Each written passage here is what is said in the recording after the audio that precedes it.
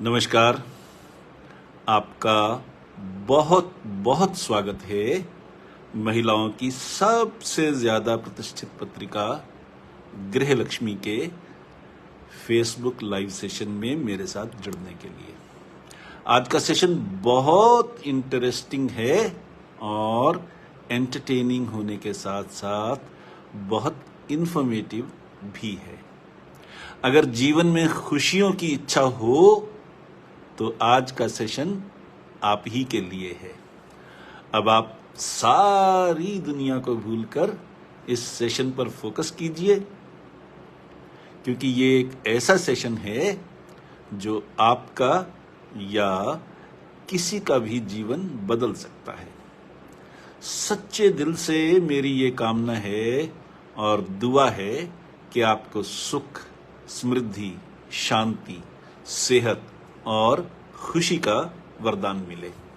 आप लंबा जीवन जिएं, सेहतमंद जीवन जिएं और खुशहाल जीवन जिएं। मैं दुआ करता हूं कि जीवन के 9 वरदान name, fame, health, wealth, power, prosperity, education, commitment और हैप्पीनेस आपको सब मिलें। जीवन में खुशियों की नई लहर आए, इसी प्रार्थना के साथ हम आज की बात शुरू करें। पर उससे पहले मैं आपको ये कहना चाहता हूं कि अक्सर हमारे जीवन की दशा दिशा इस बात पर निर्भर करती है कि हम अपने समय का उपयोग कैसे करते हैं। दिन भर के 24 घंटों में हमारी रूटीन क्या रहती है? हम समय का लाभ लेते हैं या समय बर्बाद करते हैं? हम समय का सदुपयोग करते हैं या दुरुपयोग करते हैं? हमारा जीवन बहुत कुछ हमारी दिनचर्या पर यानी रूटीन पर निर्भर करता है। आज हम इसी बारे में बात करेंगे, पर हम इस बारे में बात करें उससे पहले मैं आप सबको अपने देश भारतवर्ष की एक बहुत बड़ी उपलब्धि, बहुत बड़ी अचीवमेंट की बधाई देना चाहता हूं। इसरो के साइंटिस्टों की मेहनत रंग लाई और 23 अगस्त को 23 तारीख को हमारा चंद्रयान 3 चांद की सतह पर उतर गया और अब रोवर चांद की सतह की खोजबीन करता आगे बढ़ रहा है। खबर ये भी आई है कि उसने अपने कंप्यूटर के माध्यम से सतह को समझ करके अपना रास्ता भी थोड़ा सा बदला है और साइंटिस्ट उसे भी स्टडी कर रहे हैं। खास बात यह भी रही कि चंद्रयान 3 चांद के साउथ पोल पर उतरा, जहां किसी और देश का कोई स्पेस रॉकेट पहले नहीं गया था। ये हम सब के लिए गर्व का विषय है। इसके लिए हम अपने देश के इन महान साइंटिस्टों को बधाई देते हैं, आप सबको बधाई देते हैं। और खैर, अब आगे बढ़ते हैं। मैं किसी से बात करना चाहता था, कोई जरूरी काम था, जरूरी संदेश देना था।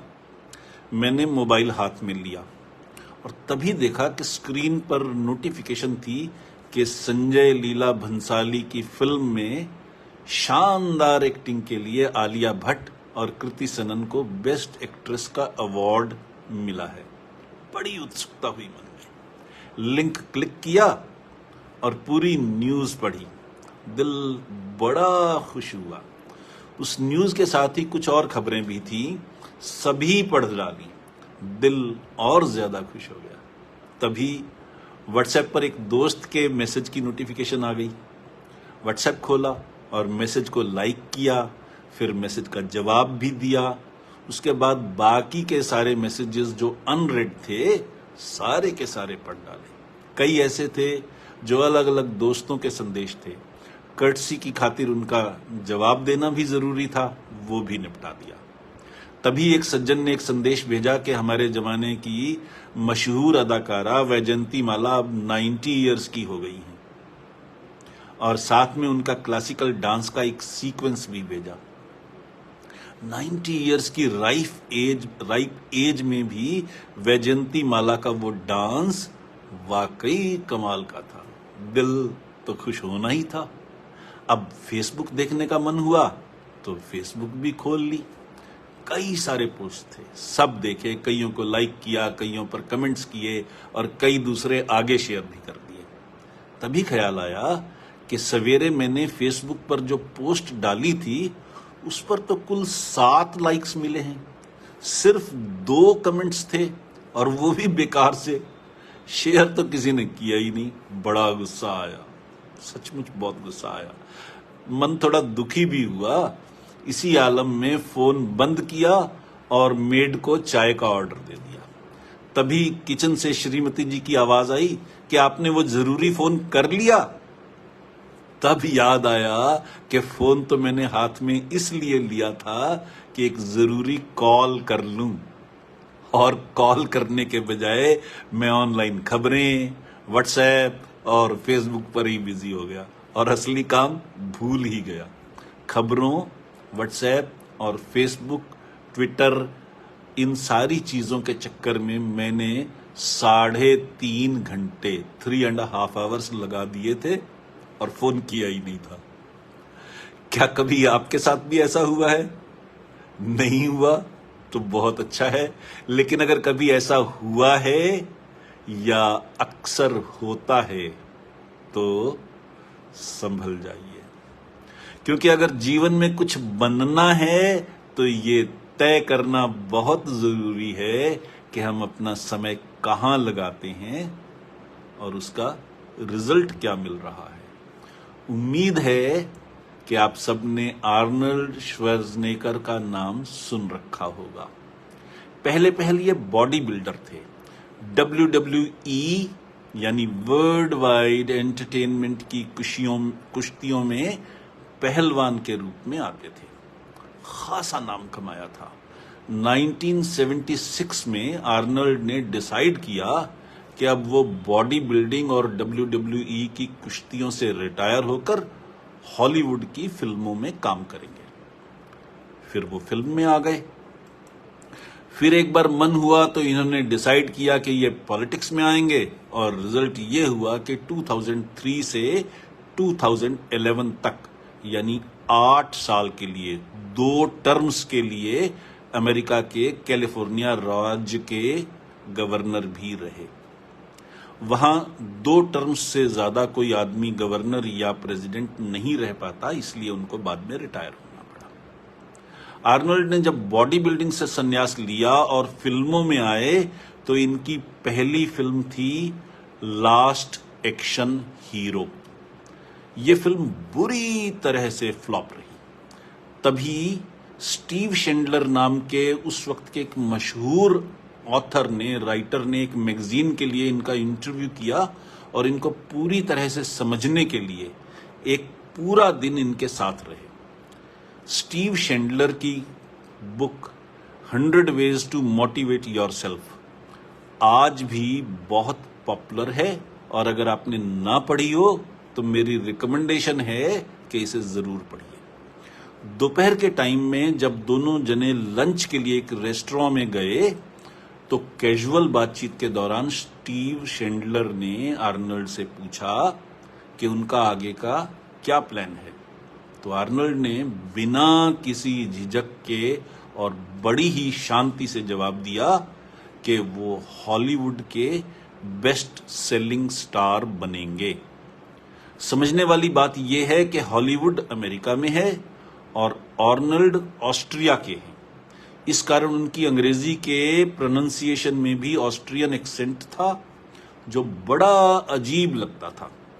पर जिस कॉन्फिडेंस के साथ आर्नल्ड ने अपनी बात कही उसने स्टीव शेंडलर को बहुत इंप्रेस किया, और जैसा कि मैंने बताया बाद में वो कैलिफोर्निया के गवर्नर भी बने और 2004 में उन्हें दुनिया के 100 सबसे ज्यादा इन्फ्लुएंशियल लोगों की लिस्ट में शामिल किया गया।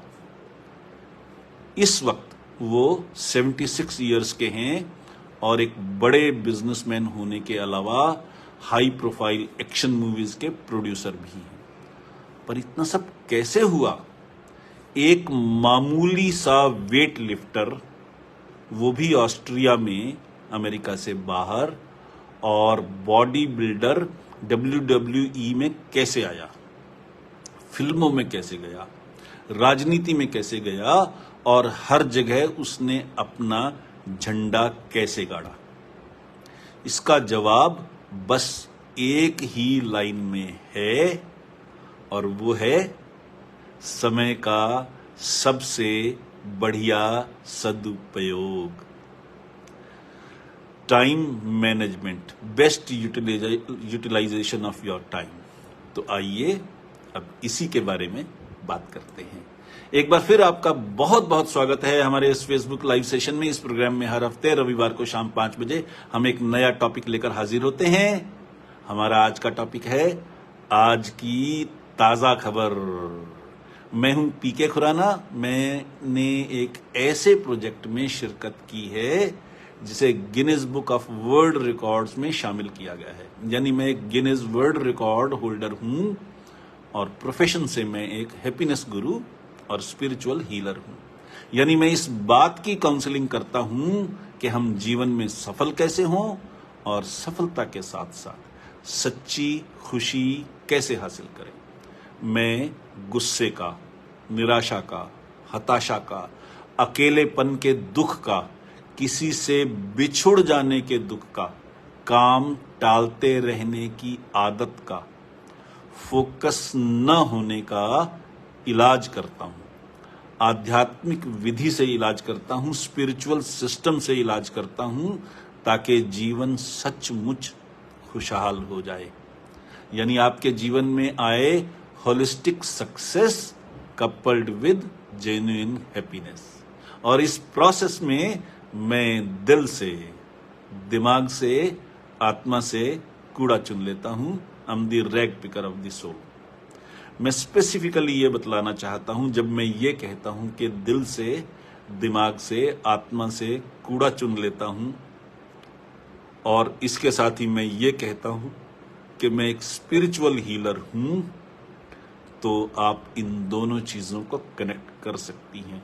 मैं सिर्फ भगवा कपड़े नहीं पहनता, क्योंकि मैं गृहस्थ हूं, परिवार में हूं, बिजनेस में भी हूं, लेकिन पूरी की पूरी कार्यविधि, पूरा का पूरा सिस्टम 100% स्पिरिचुअल है। इसीलिए मेरे पास आने वाले क्लाइंट्स की संख्या बहुत ज्यादा है, और ट्रस्ट उससे भी ज्यादा है। इसके अलावा मैं आपको ये भी बताता हूं जो मैंने अपने जीवन में भुगता है, एक्सपीरियंस किया है, जो मेरे अपने जीवन में गुजरा है, और उससे जो सीख मिली है। मैं बस वही शेयर करता हूं, और इस उम्मीद में शेयर करता हूं कि मेरे जीवन से जो सीख मुझे इतने साल गंवा कर मिली है, वो आपको तुरंत मिल जाए। यही नहीं, एक स्पिरिचुअल हीलर के रूप में मैं ये समझाने की भी कोशिश करता हूं कि हम अपनी सोच बदलकर अपना जीवन बदल सकते हैं। स्पिरिचुअल हीलिंग सिस्टम हमारे सबकॉन्शियस माइंड को जगाकर हमें इसकी शक्तियों का उपयोग करना सिखाता है, जिससे हम आनंद का जीवन बिता सकें। ये संदेश आप तक पहुंचे, हर हफ्ते पहुंचे, इसके लिए हमें गृह लक्ष्मी की पूरी टीम का शुक्रगुजार होना चाहिए कि गृह लक्ष्मी ने हमें एक ऐसा कारगर प्लेटफॉर्म दिया है जहां हम और आप इकट्ठे होकर एक दूसरे से सीख सकते हैं। मैं जीवन के वो सबक सिखाता हूं जिससे आप सब जीवन में आगे बढ़ सकें, सफल हो सकें, जॉब में हो तो प्रमोशन पा सकें, और बिजनेस में हो तो बिजनेस और भी बढ़ा सकें। लेकिन मेरा काम यहीं खत्म नहीं होता। मैं जो कुछ सिखाता हूं उसका बेसिक प्रिंसिपल ये है कि आदमी सफल हो, पर सफलता के चक्कर में घुन बनकर पिस न जाए, सफलता के चक्कर में सेहत न गंवा दे, सफलता के चक्कर में खुशियों से महरूम न हो जाए, और सफलता के कारण इतना ईगोइस्टिक न हो जाए कि उसके रिश्ते ही खराब हो जाएं। और सफलता के कारण उसे इतना गुमान ना हो जाए, इतना अहंकार ना हो जाए कि वो कंट्रोल से बाहर होकर अनाप शनाप काम करने लग जाए, इमोरल काम करने लग जाए, अनलॉफुल काम करने लग जाए और जेल जाने की नौबत आ जाए। यही कारण है कि मैं कॉन्शियस माइंड के साथ साथ सब कॉन्शियस माइंड की ट्रेनिंग की बात भी करता हूं।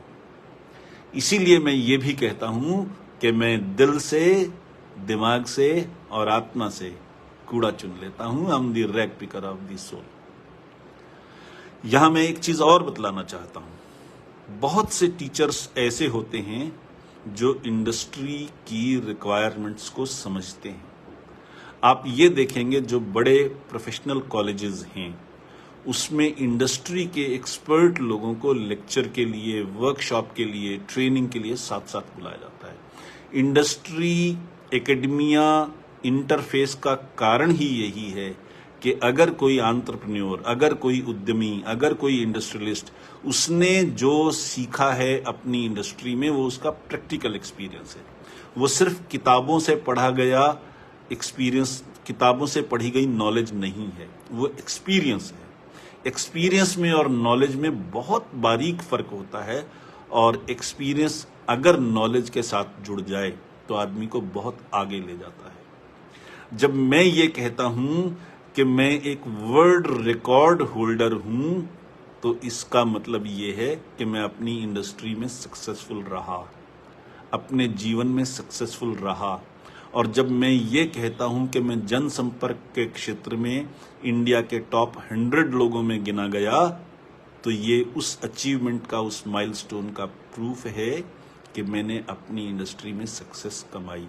और वो सारे एक्सपीरियंसेस मैं आपके साथ इसलिए शेयर करना चाहता हूं ताकि आप भी अपने जीवन में सफल हो सके।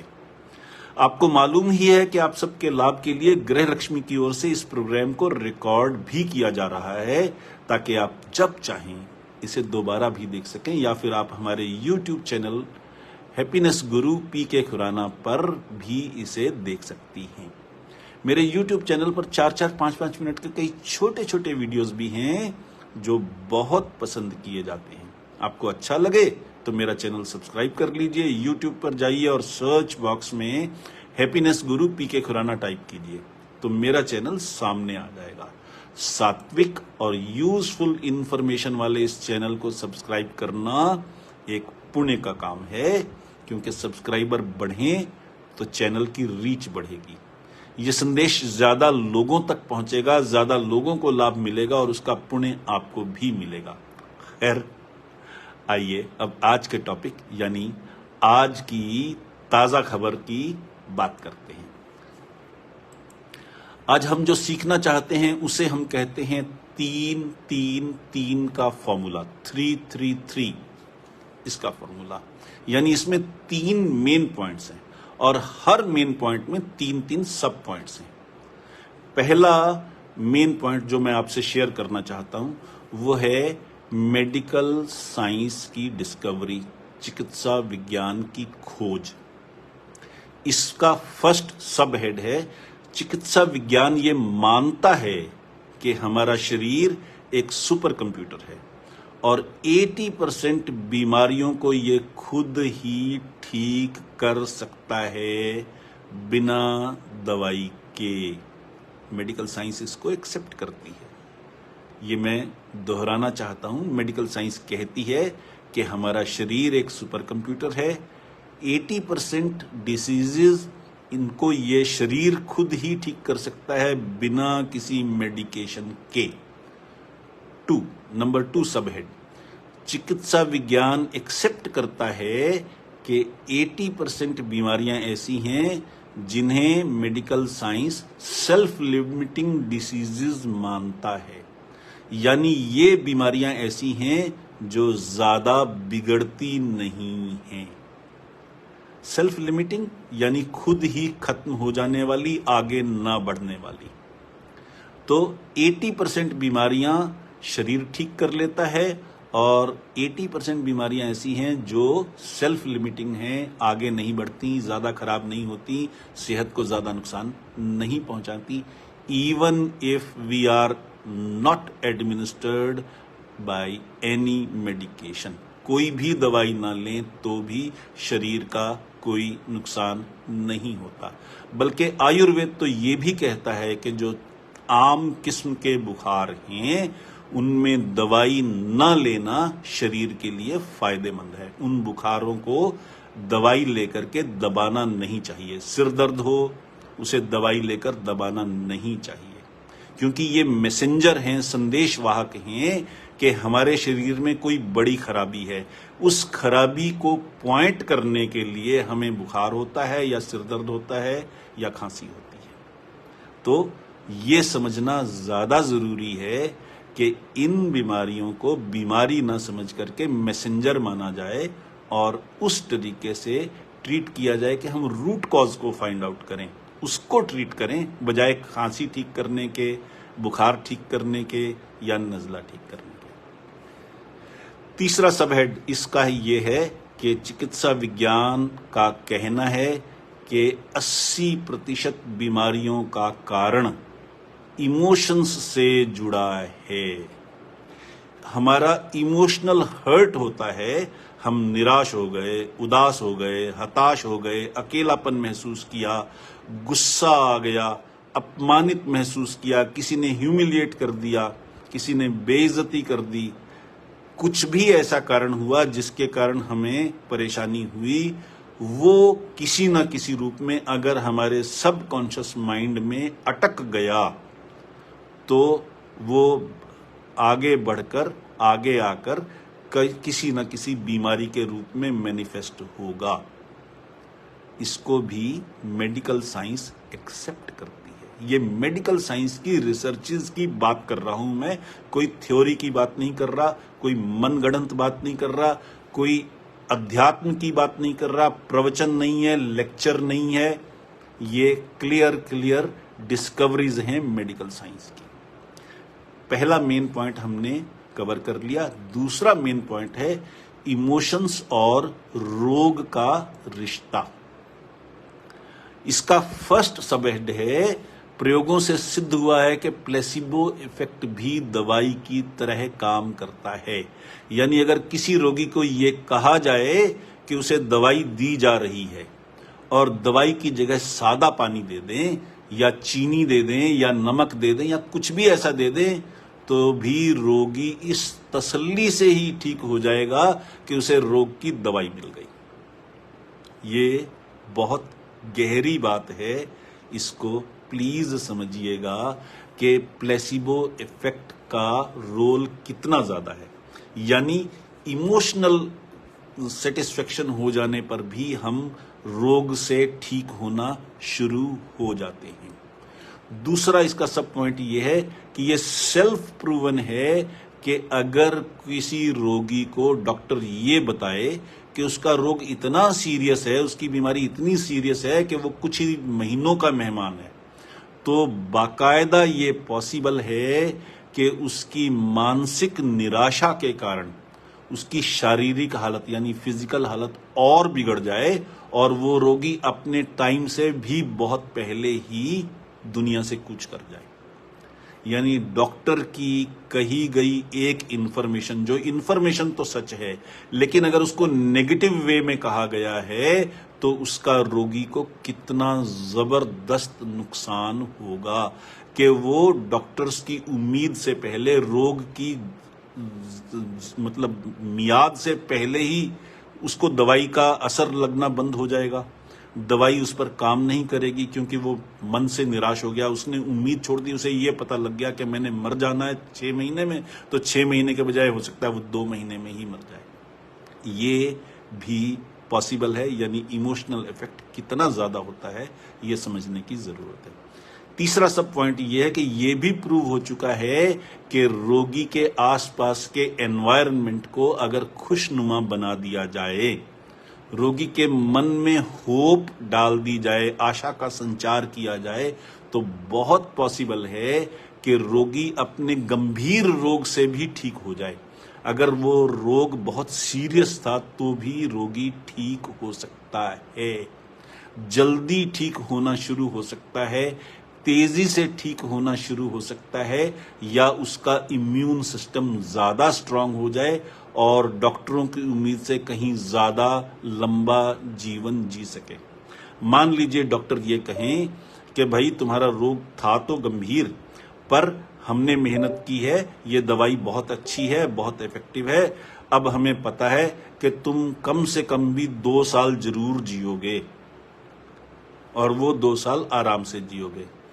तो उसके मन में अगर आशा जगी रोगी के मन में, तो हो सकता है वो 2 साल के बजाय 5 साल जिए। इमोशंस का इतना जबरदस्त रोल है हमारे ठीक होने में या सेहत के खराब होने में, दोनों चीजों में।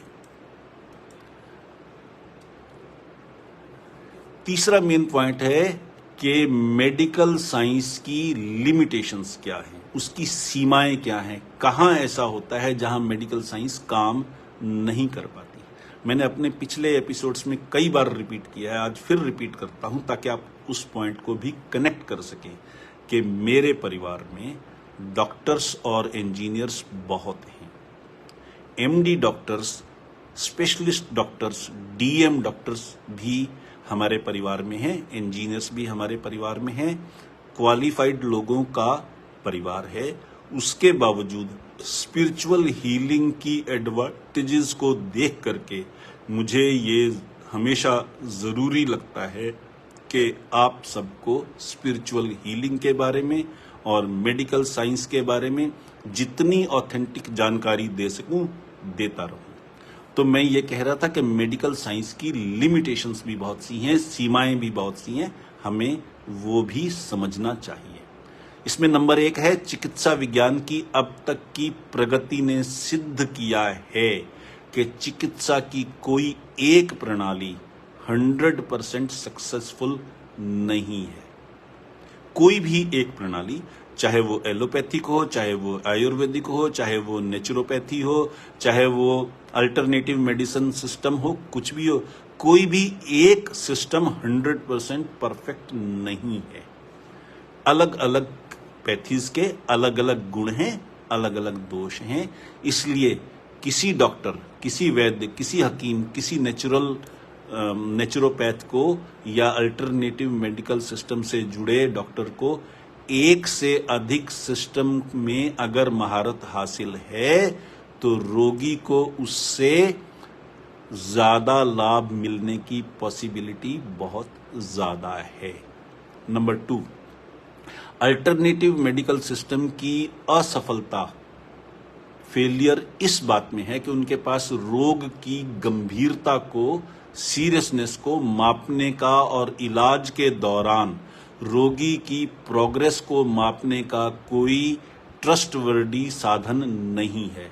जबकि एलोपैथी की असफलता, फेलियर इस बात में है कि उसके ज्यादातर इलाज हैं ही नहीं, वो बीमारी को ठीक नहीं करते, बस कुछ टाइम के लिए उसे दबा देते हैं और रिजल्ट ये होता है कि पहली बीमारी तो ठीक होती नहीं, पर उस बीमारी की दवाइयों के कारण, दवाइयों के साइड इफेक्ट के कारण कुछ सालों के बाद एक और ज्यादा बड़ी बीमारी रोगी को घेर लेती है, जिसका आखिरी रिजल्ट रोगी की अनटाइमली डेथ के रूप में सामने आता है। इसका नंबर 3 सब हेड ये है कि हमारे चिकित्सा विज्ञान की हर प्रणाली की सबसे बड़ी असफलता ये है कि हम इमोशनल हर्ट्स को समझने और ठीक कर पाने में पूरी तरह से असफल हैं। दावा चाहे कुछ भी किया जाए, कोई भी सिस्टम सिर्फ शरीर के इलाज तक ही लिमिटेड है। कोई भी प्रणाली मन का पूरा और सही इलाज कर पाने में पूरी तरह से विफल है और उसके लिए स्पिरिचुअल ट्रीटमेंट के अलावा, स्पिरिचुअल हीलिंग के अलावा और कोई साधन है ही नहीं। अब हमें कुछ और भी बातें समझने की जरूरत है कि अक्सर हम अपने अहंकार के कारण असलियत को नहीं समझ पाते। हमारे जो फॉर्मर प्राइम मिनिस्टर थे डॉक्टर मनमोहन सिंह, वो प्राइम मिनिस्टर बने, वो रिजर्व बैंक के गवर्नर थे, वो बहुत काबिल ब्यूरोक्रेट थे, पंजाब यूनिवर्सिटी चंडीगढ़ के वो स्टूडेंट थे और अपनी रिसर्च के लिए उन्होंने बार बार अप्लाई किया, यहाँ की अथॉरिटीज को रिक्वेस्ट की कि मुझे 5,000 की नौकरी दे दो ताकि मैं अपनी रिसर्च को कंटिन्यू कर सकूं, ताकि मैं अपने काम को आगे बढ़ा सकूं। किसी ने उनकी बात नहीं मानी, नहीं सुनी। जब वो प्राइम मिनिस्टर थे तो प्राइम मिनिस्टर रहते हुए पंजाब यूनिवर्सिटी के चांसलर थे और इनके बार बार के इनविटेशन के बावजूद उन्होंने आने से इनकार किया, क्योंकि उनके दिल में वो हर्ट था कि पंजाब यूनिवर्सिटी ने जब मुझे जरूरत थी तब हेल्प नहीं की, यहाँ की अथॉरिटीज ने। यहाँ इतने अहंकारी प्रोफेसर हैं। बड़ी मुश्किल से उनको मनाया गया और वो पंजाब यूनिवर्सिटी में आए। इससे भी बड़ा एक और उदाहरण देता हूं। डॉक्टर हरगोविंद खुराना, जिन्होंने जीन्स की डिस्कवरी की, नोबेल प्राइज जीता, वो भी पंजाब यूनिवर्सिटी चंडीगढ़ के स्टूडेंट थे और वो भी तरसते रहे कि उनको स्कॉलरशिप दे दी जाए ताकि वो अपनी साइंटिफिक एक्सपेरिमेंट्स को करके अपनी खोज कर सकें। किसी ने उनकी बात नहीं सुनी, क्योंकि अक्सर हम ये तो चाहते हैं कि हमारा असिस्टेंट काबिल हो, नॉलेज वाला हो, आगे बढ़े, पर ये नहीं चाहते कि हमसे ज्यादा आगे बढ़े। और इस अहंकार के कारण, इस परेशानी के कारण, इस ईगो के कारण, इस लिमिटेशन के कारण हम एक टैलेंट का कत्ल कर देते हैं। ऐसा हो सकता है और एलोपैथी के बहुत से डॉक्टर्स आज इसी तरह के रवैये को अपनाए हुए हैं कि वो अल्टरनेटिव सिस्टम की खूबियों को समझने के बजाय और ये समझने के बजाय कि अगर वो अल्टरनेटिव सिस्टम को भी एलोपैथी के साथ में अपना लें तो उनका इलाज कितना बेहतर हो जाएगा, इसके बजाय वो इन चीजों को समझने के बजाय इसकी निंदा करने में, इस पर रोक लगवाने की कोशिश करने में और बाकी एफर्ट्स में, नेगेटिव एफर्ट्स में लगे हुए हैं। तो एक जागरूक नागरिक के रूप में हमारा ये फर्ज बनता है कि अगर कभी कोई ऐसी सिचुएशन आए जहां हमें इलाज की जरूरत है तो हम किसी ऐसे अगर डॉक्टर को ढूंढ सकें, किसी ऐसे व्यक्ति को ढूंढ सकें जो 2 या 3 पैथीज का मास्टर हो, तो इलाज बेहतर होगा। या अलग अलग लोगों से राय लेकर और फिर हम किसी डिसीजन पर पहुंचें, ये बताना समझना जरूरी है ताकि हमारी अपनी हेल्थ, हमारी अपनी सेहत ठीक रहे। आखिर में मैं यही कहूंगा कि आप सबने इतने धीरज के साथ मेरे साथ इतना समय गुजारा, इसके लिए दिल से शुक्रिया। आपके मन में कोई सवाल हो, कुछ पूछना हो, बताना हो या कोई सुझाव देना हो तो मुझे ईमेल कीजिए या व्हाट्सएप कीजिए। मेरी ईमेल आईडी है भी बहुत आसान। आप मुझसे मेरी मेल आईडी pkk@happinessguru.in पर संपर्क कर सकती हैं या फिर हमारे नंबर 6284696674 पर व्हाट्सएप कीजिए। याद रखिए, सिर्फ व्हाट्सएप करना है, फोन नहीं करना। व्हाट्सएप करेंगी तो जवाब जरूर मिलेगा और अगर बातचीत की जरूरत होगी ही तो दोनों की कन्वीनियंस के मुताबिक टाइम फिक्स कर लेंगे और बात भी हो जाएगी। इसके साथ ही आज के प्रोग्राम का टॉपिक, आज की ताजा खबर अब समाप्त होता है और अब मैं हैप्पीनेस गुरु और स्पिरिचुअल हीलर पीके खुराना आप सबसे विदा लेता हूं। अगले हफ्ते शाम 5 बजे रविवार को फिर एक नए टॉपिक के साथ मिलते हैं। तब तक के लिए खुश रहिए, आनंद मनाइए, जीवन का पूरा आनंद लीजिए। नमस्कार।